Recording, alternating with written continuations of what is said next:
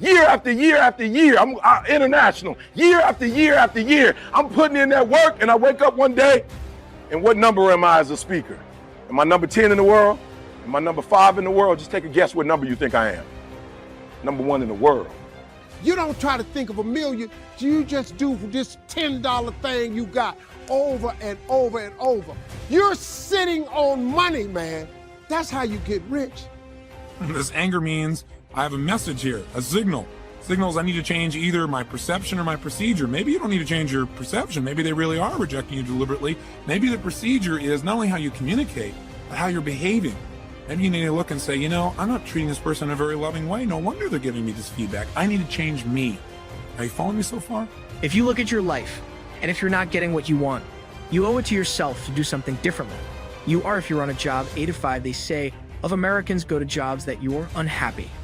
If you're doing something 8 hours a day that you don't like, it's not giving you what you want, it's not giving you a strong feeling of satisfaction and fulfillment. You're miserable, you hate to go there, you're depressed just thinking about it.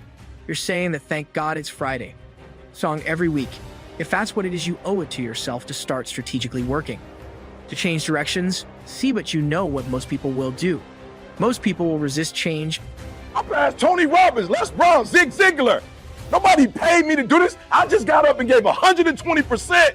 And when you give 120, that's what happened. You become number 1 in the world. I want to ask you a question, seriously. What percentage are you giving? So we're going to start here. You're like, I'm giving 120, bro. I don't got no more to give the Panthers. I gave everything I got. I have no more to give. Like, I really put 120 into this. Do me a favor, don't lie, because we're not giving out no awards for this. So raise your hand if you're giving 120. Like, I ain't got no more to give, E. Good. I see you. I see you, E. I'm giving 100, E. I know I'm just doing at least what Coach want me to do. I'm doing everything Coach want me to do. Quit trying to figure out how to make $1 million. Take something, a $10 idea, and just do it, and keep praying about it. Keep asking God to show you the next level. Keep asking God for strength when it looked like you ain't gonna make it. When I was homeless, it looked like I wasn't gonna make it. I kept praying about it, kept asking God to come get me. I kept leaning on my mama. Man, she said, he didn't bring you this far to leave you. I kept hearing her say that. You know, I could have gave up a long time ago, but I never gave up. I just kept fighting. God is gonna come through and do what he say he gonna do, but you got to give him something to work with. If you do that, God will change your whole life. I dare you to try. I dare you to take your gift. Good, hands down. I'm giving about 90%, E, I'm gonna be real. I'm giving about 90%. Let me see your hand. Yep, I feel you, I see you. Yep. E, I'm talented, bro. For real, for real. I know I look sweet out there, but I'm probably giving about 80% of my effort. Let me see your hands. I'm giving about 80%. Let me see your hand. 70%. Let me see your hand. All right, let's go back, because I saw some people didn't raise their hand. So I'm like, you know what I'm saying? So let's go back again. Like, maybe you didn't hear what I said. I said, like, I need you for you, not for me. I need you for you to admit where you are. Because once we go back out, my goal is to come here and take you to that next level. So when I came after 212 and I came back, some stuff happened after the next year and the next year. And that's what we're hoping to happen again. I feel like Coach don't play with me. He bring me in when he know he got a good group, and they just need to make a couple adjustments and they go to the Super Bowl. So let's start all over again. You giving 120, bro, flat out. You ain't got no more to give. Let me see your hand. You ain't got no more to give. I see you. Yep. And do it over and over and over. Watch what he do, because your gift will make room for you and put you in the presence of great men. Don't say nothing about your passion or your education. Your gift. If you do that, God will change your life. For just your life, your kids, your job, your house, your food, your clothes, your money, your car, your husband, your boyfriend. And then immediately after that, you'll have a better day. And then watch, he start giving you more stuff. Whatever you made $10,000 doing, I need you to do it 10 more times. What you tripping for? If you do it 10 more times, you got $100,000. Now, you might have to hire some people to make this happen. You got to figure that part out. But all you got to do is do what you did for $10. Once you make $100,000, if you just do it 10 more times. Most people will fight change as if change would be worse than what they're experiencing. See, they know this, they're familiar with this. Most people will not challenge the unknown. They won't just step out there, see, they will. See, there are certain things that's got to be in place. They got to see it all together. And life isn't like that. That's not how you grow. So as you look at your life, you're saying, I'm not getting what I want. As you begin to look toward the future, begin to know that whatever it takes for you to create that, you've got that in you. You've got genius in you. You've got goodness in you. So we're always getting the message. We're identifying the signal. We're appreciating the message and knowing the message is telling us we either need to change our perception or our procedure, the way we're communicating, the way we're behaving.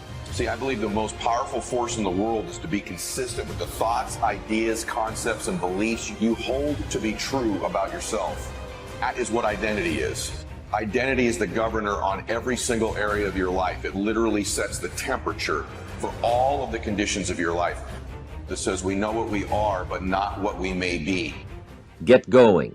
It's a major key. You got to get going. You got to take action. The disciplines is the miracle process. And here's how to get the miracle of your future going as far as disciplines are concerned. Number one, do what you can. You might go home and set a whole new pace for yourself, and we call it cleaning up neglect.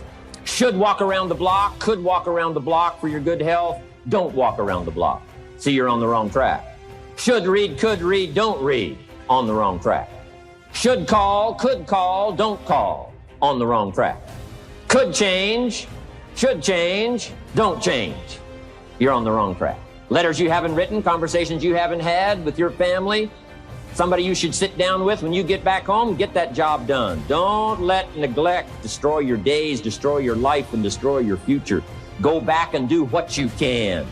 You've got creativeness in you if you decide to take the initiative to change the current quality of your life. I say to you that you will find that the universe is on your side, that life is on your side. Now will it be turbulent? Yes. Would it be easy? No, no. Will you have some opposition? Yes. Will I make a lot of mistakes? Yes. Will I get hurt? Yes. Yes. See, a lot of people won't try anything different in life because they don't want to get hurt. Getting what you really want and being able to attract it into your life. What we have to look at is basically the obstacles that we have conditioned ourselves. You notice I say that we have conditioned ourselves, because I've never believed that we need to be putting the responsibility on someone else. If you're conditioned, it's because you have allowed yourself to become that. And if we are conditioned, if we've conditioned ourselves to believe certain kinds of things, and one of the things that we kind of believe and hang on to and live with is this whole idea that all of the things that happened to me in my past are what are keeping me from doing what I'd like to do today. Life is meant to be lived joyously. It truly is. If you're doing and living a life that's not joyous and happy, something is wrong and you need to make a change. And if you'll do what you can, then life will give you some extraordinary things to do. We all pity the man, right? Wants to stride out of his house, go straighten out the corporation, has not yet straightened out his garage. You got to take care of the small disciplines before life will give you a chance to handle the more complicated disciplines. Good phrase to take home. All disciplines affect each other. In fact, here's a good philosophical phrase. If you hadn't thought of it before, here it is. Everything affects everything else. It's so easy to be casual and say, well, this doesn't matter. This doesn't matter. I'm telling you, everything matters. Of course, some things matter more than others, but there isn't anything that doesn't matter. Let us not neglect. Do not neglect the smallest of disciplines, and build on that foundation, and you can have everything you could possibly want. Let me tell you something. It's too much pain to duck. Pain is everywhere. You can hide under here. It will come. Where you are, it's everywhere. Viktor Frankl calls it unavoidable. Suffering. You can't duck it, but most people spend their life not wanting to deal with the pain of rejection, the pain of defeat, the pain of being disappointed, the pain of losing, the pain of failure, the pain of being criticized, the pain of not being. Lack the pain that's called life. Life is full of pain. It's everywhere. Guess what? There's no gain without pain.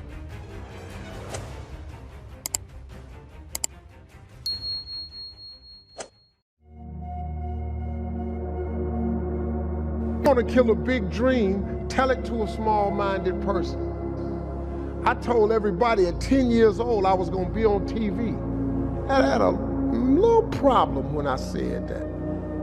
I had a severe stuttering problem. I could not talk outside of my house. So when I wrote on that paper, the assignment was write on a piece of paper what you want to be when you grow up. I'm 10. I wrote I want to be on TV.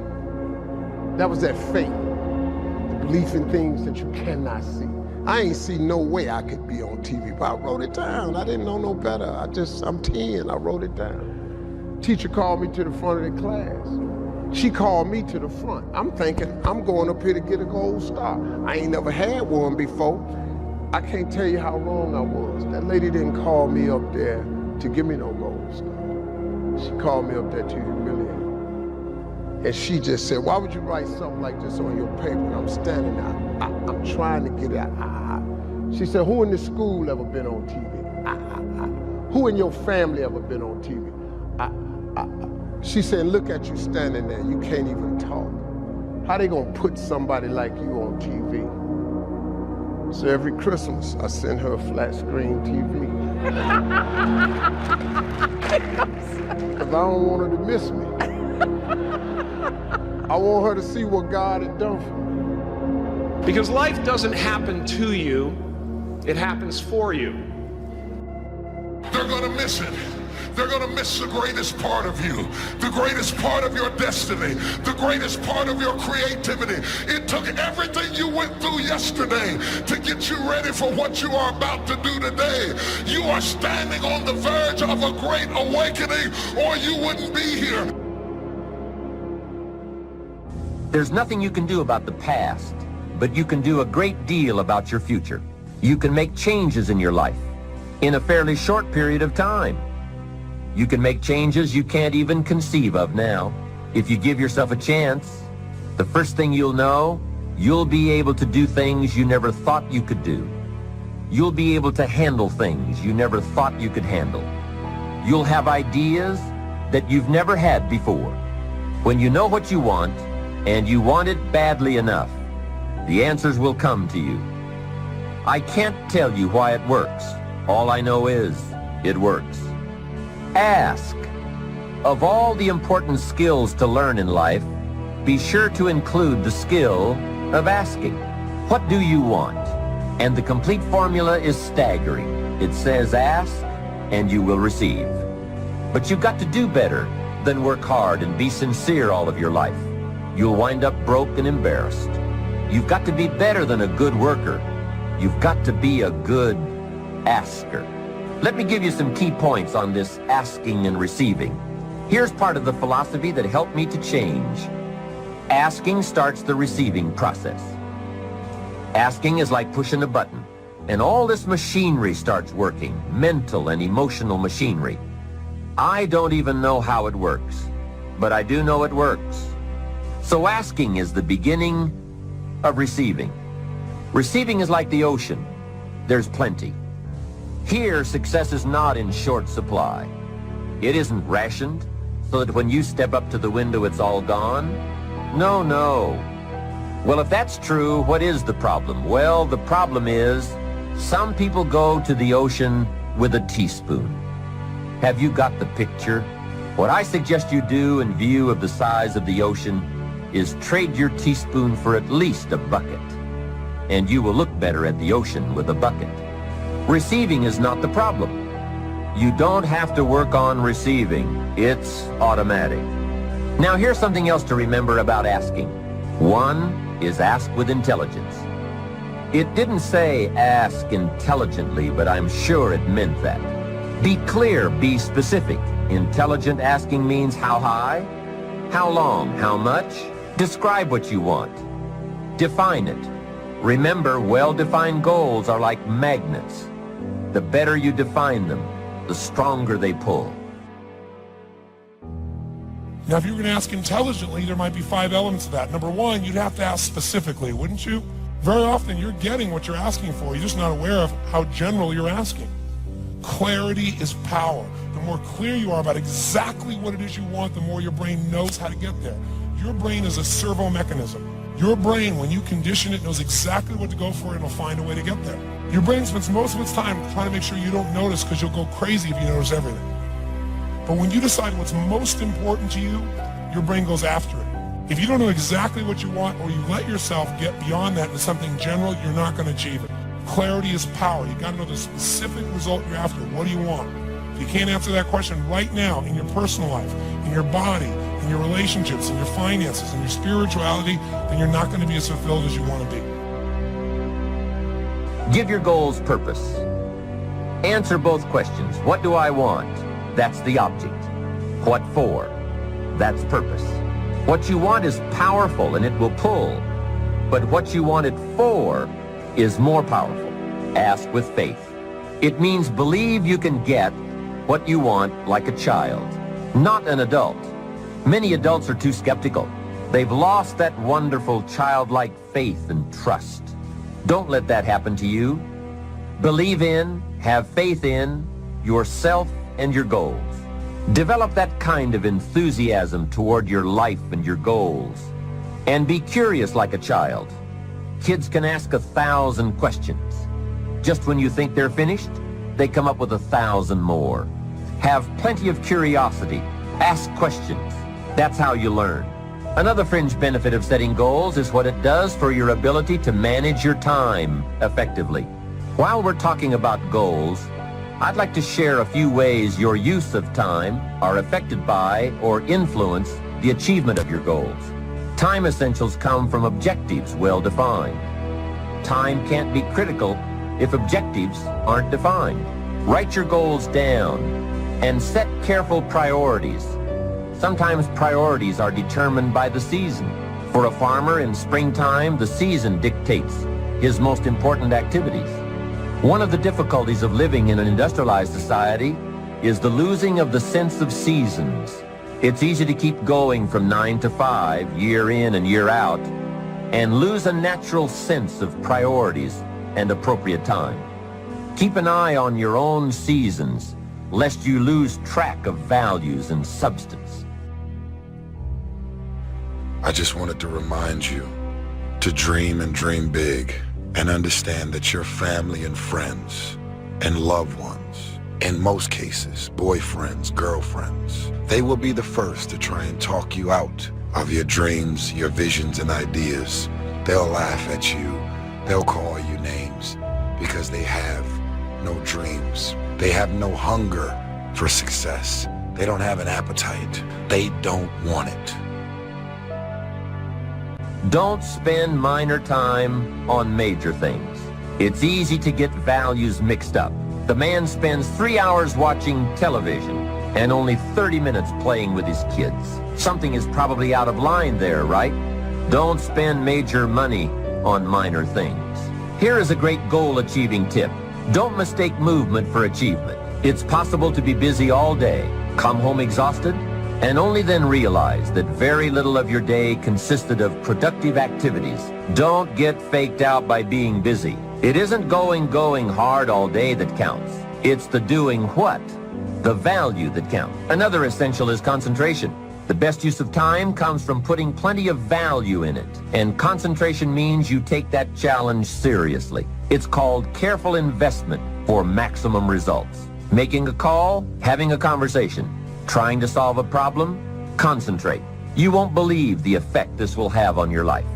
Now, there is a time to let your mind wander. At that appointed time, you can go off for that walk on the beach, away from business. Let the breezes blow and your mind soar. Do some dreaming. That's healthy. But do it at that pre-planned time. At all other tasks, concentrate. Careful goal setting could be the time management answer you've been looking for. Goals well defined and well described and well thought out make us look carefully at the time we have to make all of our dreams come true. The answers to do better come from the necessity to do better. Now there is a last main point to consider. You won't get everything you want. What a statement to make after studying how to get whatever you want. But you won't get everything you want, and the reason is, it's not that kind of planet. Sometimes it's going to hail on your crop and rain on your parade. I'm sure you are very well aware of this. But in my opinion, if you work the system I've just shared with you, you will get more than plenty.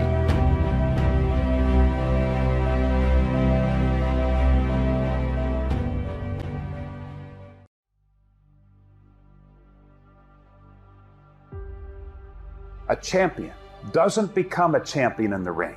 The becoming happens during his daily routine. The practicing, the developing, the discipline that when applied consistently can get you to the next level. When you live like this, when you get up early, when you go the extra mile, when you have painstaking attention to detail, when you live like this, when you devote yourself to your craft, when there's a sparkle in your eye to change the world and live your heroic potential, you'll be called a freak, an oddball, a misfit. But just remember this, if people don't misunderstand you, you're not playing at your personal genius. Take your seed, take your gift. Get away from these people that's in your life that ain't doing nothing. Get away from people in your life that's hating. Get away from your family members that ain't ever opened a business. Get away from them. Don't die with this gift and don't never use it. All of y'all got this wonderful gift, but you gotta use it. Where are the warriors that say, I'm gonna make a decision and I'm keeping it?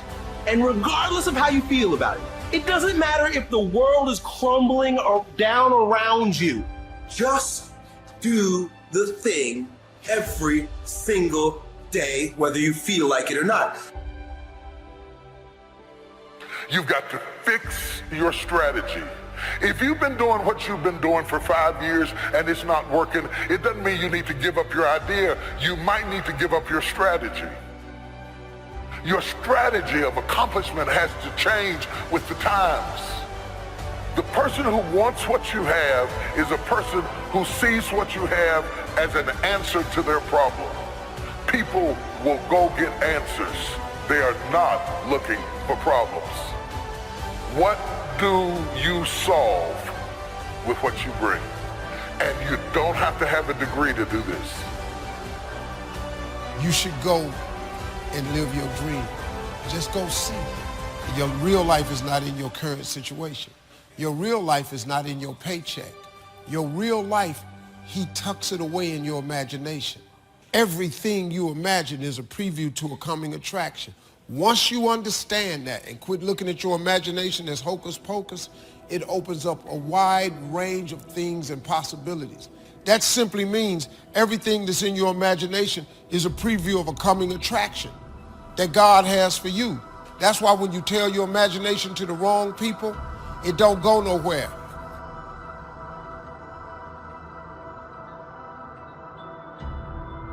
And we look at other people's success and we start creating all of these excuses as to why we're not successful like them. Whenever you live insecure, you will speak like a victim. And when you're a victim, you give away your power. Listen, I'm not trying to condemn you. I'm trying to confront you. Some of you tonight, you need to get sick and tired of living in this place. There is no person above you. When you're insecure, you're addicted to man's approval. Yet what you'll find with insecure people is the more that they get man's approval, the more they want it even more. And when they don't get man's approval, they become even more toxic.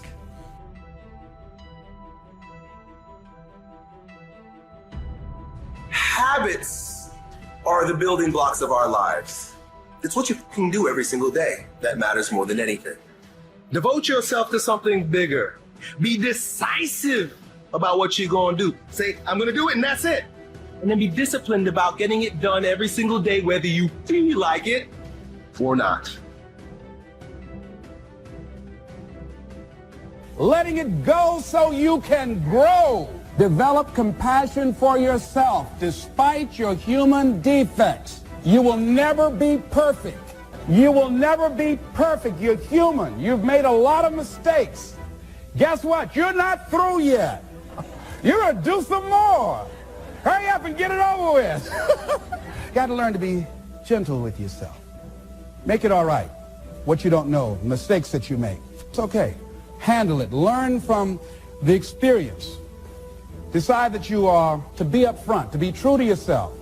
Are you getting what you need out of it?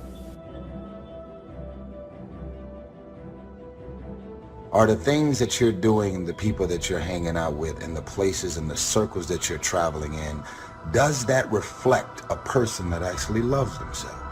You know that they don't like you. You know what they're saying about you behind your back. You know they're jealous and envious of who you are and the things that you got going on in your life and your career. And because you're so desperate to have people around you and in your life, you continue to go back. A person who has purpose in their life, they have something to go for, some meaning. If you have a list of high purpose in your life, it pulls you toward the future. And the more powerful the purpose is, the stronger it pulls.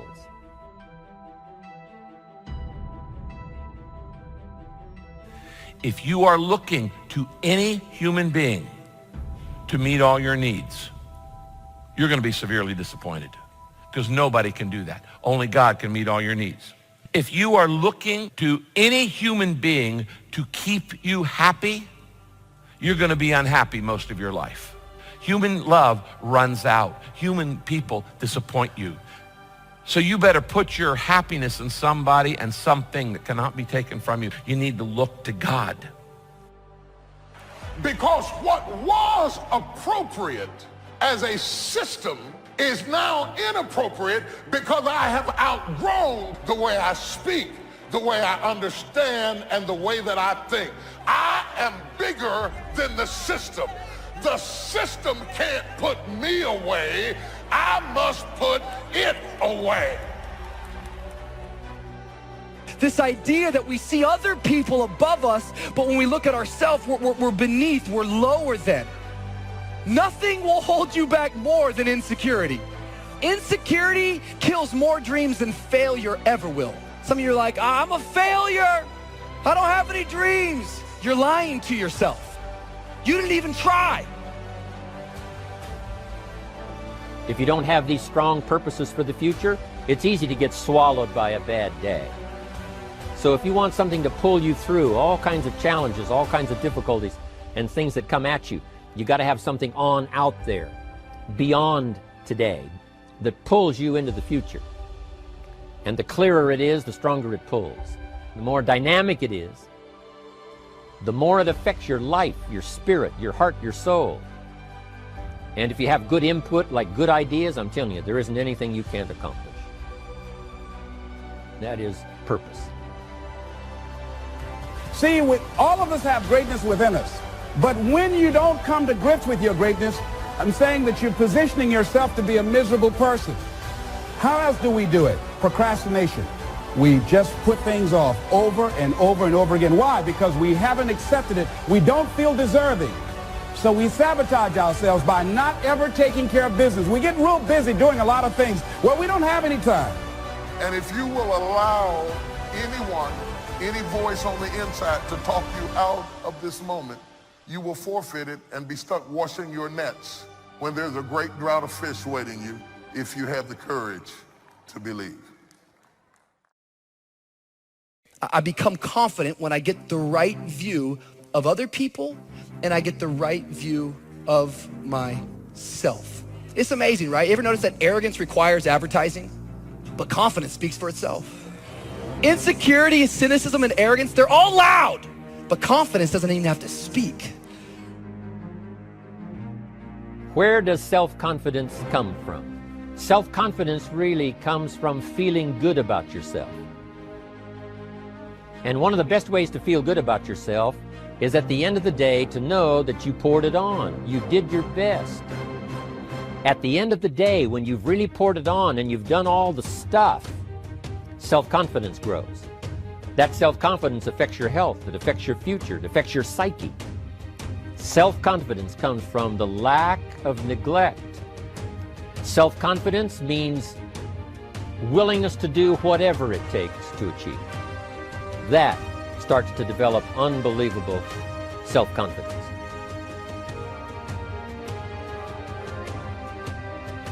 Let me say something to you that none of your haters will ever want you to know. You are much closer to your dream than you think you are. It could happen much sooner and much bigger than you think. And it is your ability to begin to believe and get real clarity of perception, of time, believe it's going to happen sooner, that will get you to act faster and be less distracted by the feedback or the weather that happens while you're on this run. It is much closer than you think it is. And it's your ability to begin to bring, not only get clear about what it is, but bring it closer.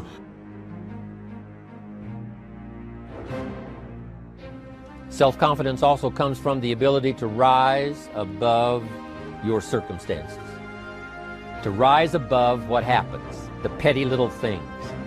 the discouraging things that would sink everyone else's ship except yours. That kind of willingness to overcome all circumstances. Why spend the rest of your life being miserable, frustrated, and insecure, not really feeling as good as you have a responsibility to feel?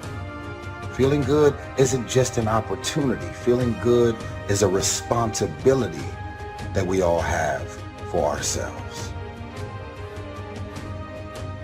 I don't remember the last time I lost sleep over a hater and the things that people are running around saying. Why? Because I know exactly how I feel about me.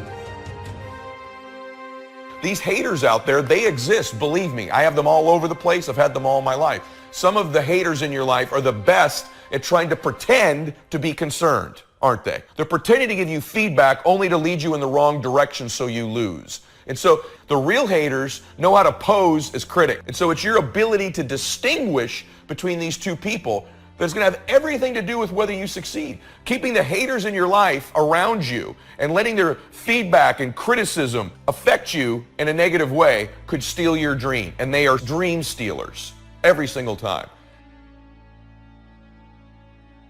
I know what's happening. I know who I am. I know what my intentions are. I know my heart. And more importantly, God knows my heart.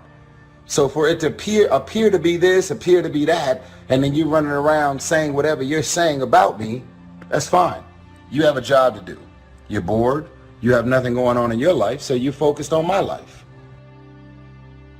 Confidence has to do with inspiring trust, which you can only do by having faith in other people. Confidence enables you to walk into a room full of strangers and converse with anyone without fear.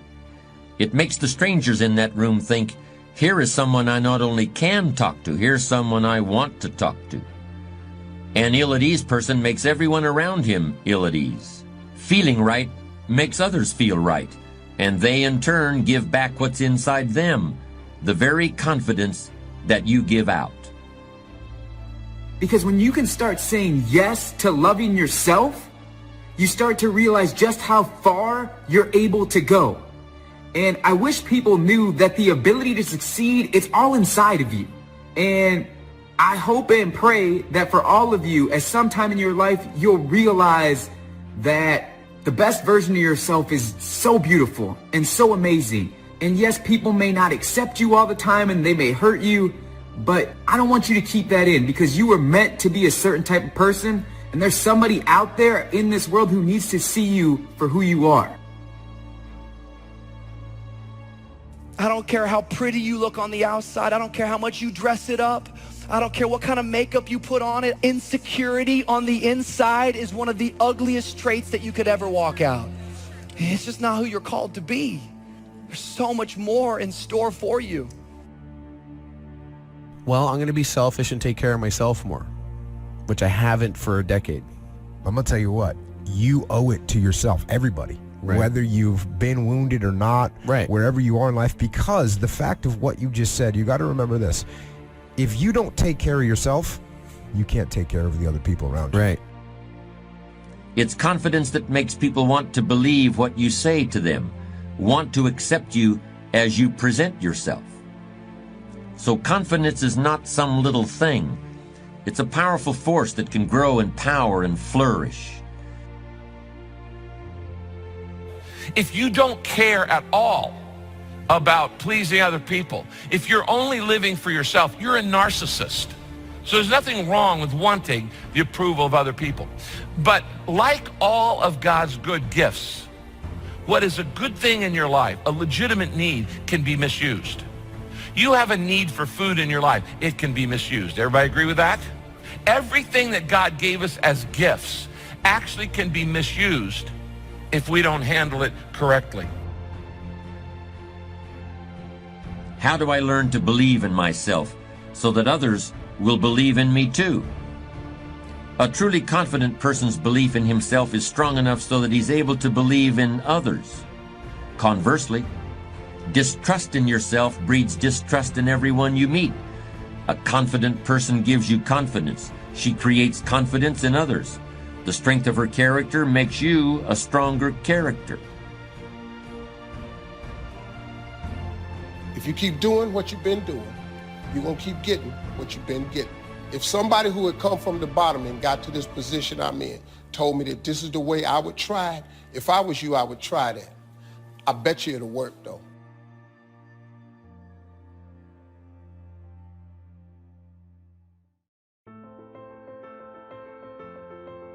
So our lives, first of all, are affected by what we know. Second, our lives are affected by how we feel. Third, our lives are affected by what we do.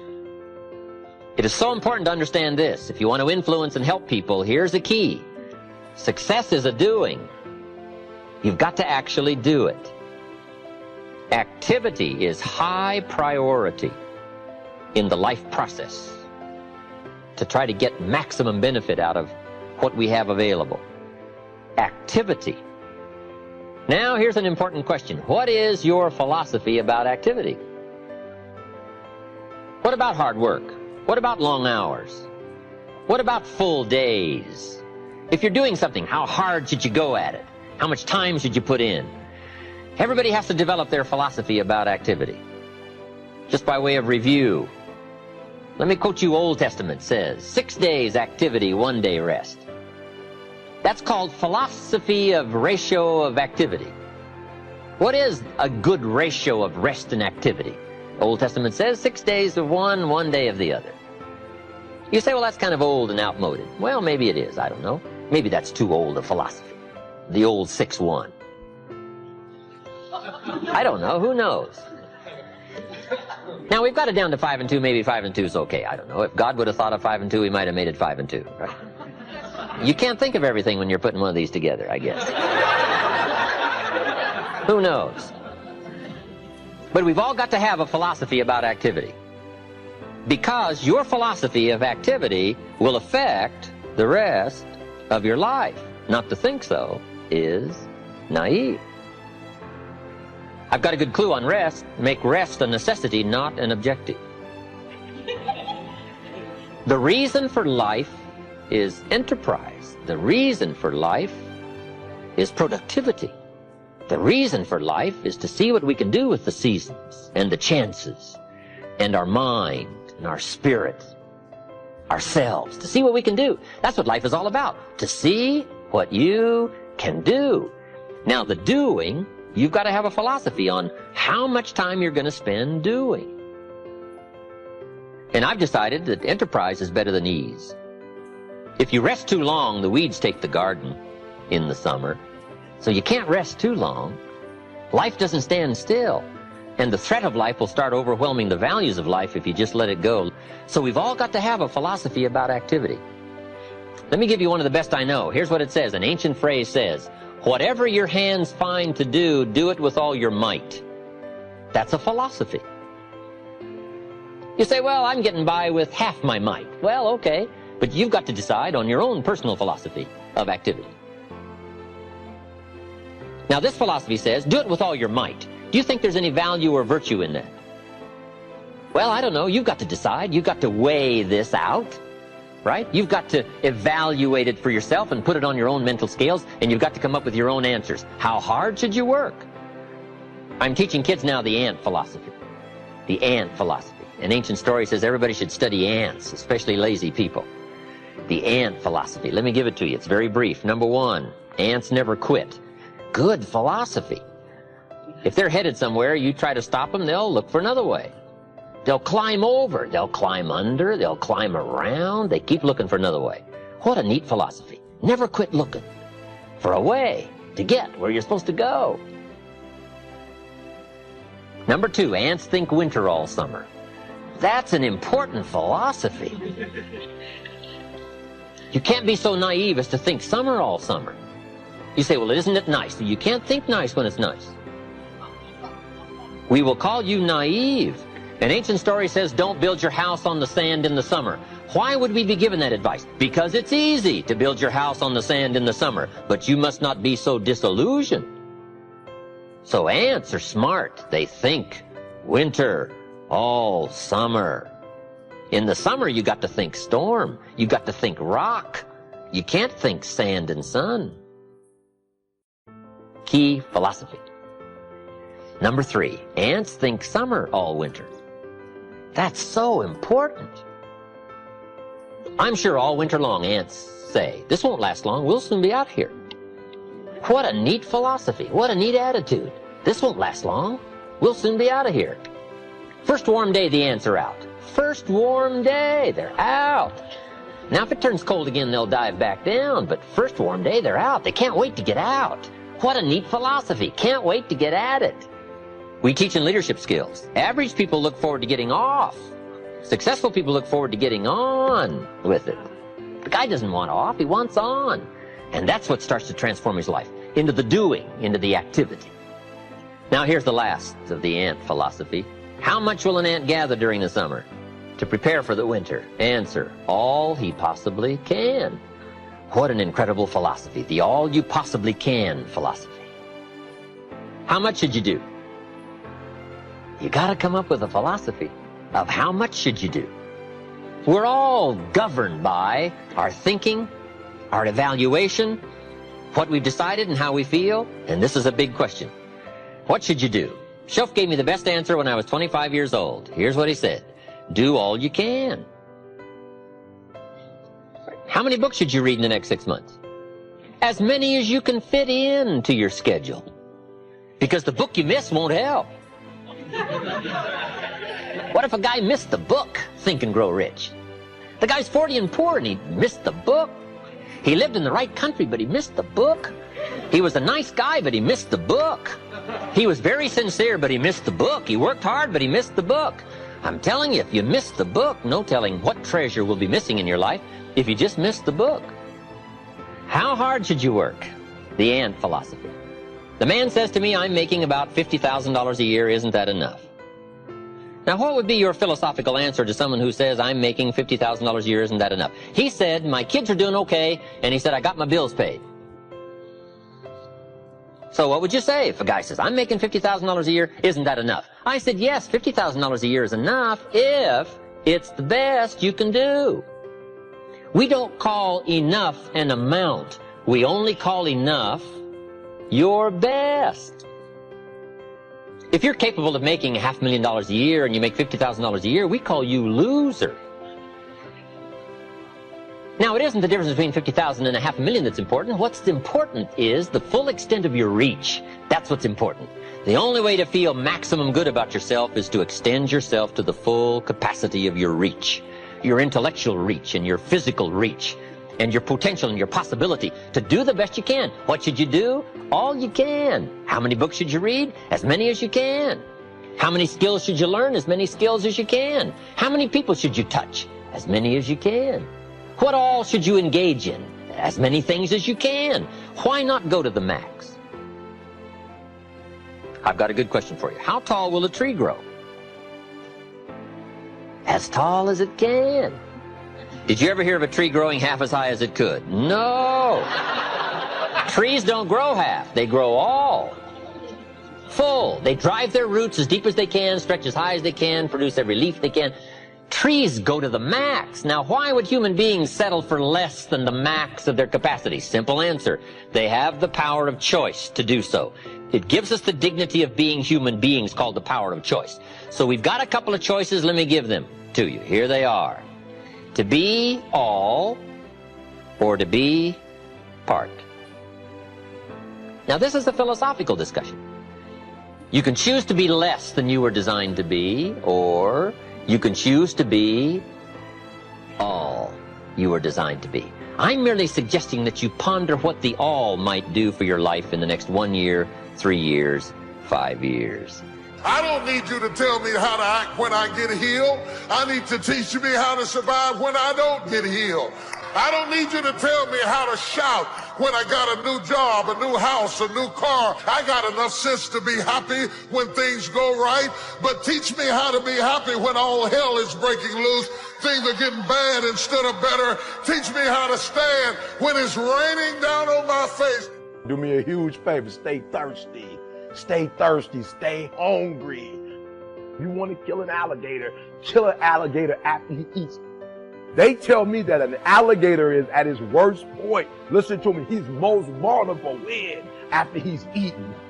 You heard what I said? After he eats that thing whole, right? Then he got to digest it. They say when he eats that whole thing, He's sitting there. That's when he's most vulnerable, when he's the slowest, when he's the slowest to respond. You want to kill an alligator after he eats, and some of y'all have eaten and you ain't hungry no more. Some of y'all, you're a little too satisfied for me. And if you're going to get to that top level of greatness, you got to be hungry. Don't ever get satisfied. Don't ever get content. Don't ever get complacent, because the day you do, that's the day you go down here, all right? You like to talk about the grind, but you don't really know what the grind's like.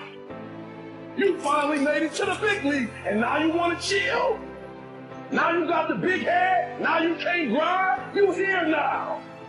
You here now. You finally made it. And this is where you break up. This is where you start chilling. This is where you get comfortable. You in the big leagues now. They watching you now. This is where you make it permanent. No, practice don't make perfect. Practice make permanence. This permanent, y'all. This is permanent. You can go wherever you want to go from here. I wish I could back off. I wish I could tell you something else. I wish I could tell you you tired, go take a break. I wish I could tell you tired, rest for a year. I wish I could tell you that it's going to get easier. I wish I could tell you it's going to get easier. I wish I could tell you that if you just keep going, it's going to get lighter. I wish I could tell you that, but that's not the truth. The truth is, you got to find something within. You got to find something within, and that's got to push you, and that's got to elevate you, and that's got to drive you, and that's got to move you. And when you find out what your why is, and your why got to be deeper than you, when you find your why, you find a way to make it happen. What you cannot do is you cannot quit during the process. You cannot give up. Champions keep going when they don't have anything left in their tank, when they don't have no more. When it's over, when they're tired, when they're frustrated, that's when they get started. So let me just say this to you. If it was easy, boo, everybody would be a national champion. Everybody would be a millionaire or a billionaire. Everybody's company would blow up. Everybody would get a 4-year degree, a master's degree. Everybody would have a medical degree or a PhD or a law degree if it was easy, but it ain't. You don't have to be talented. You don't have to be gifted. You don't have to be the quickest, the strongest. You don't have to be the most intelligent. You just got to grind, though. Your grind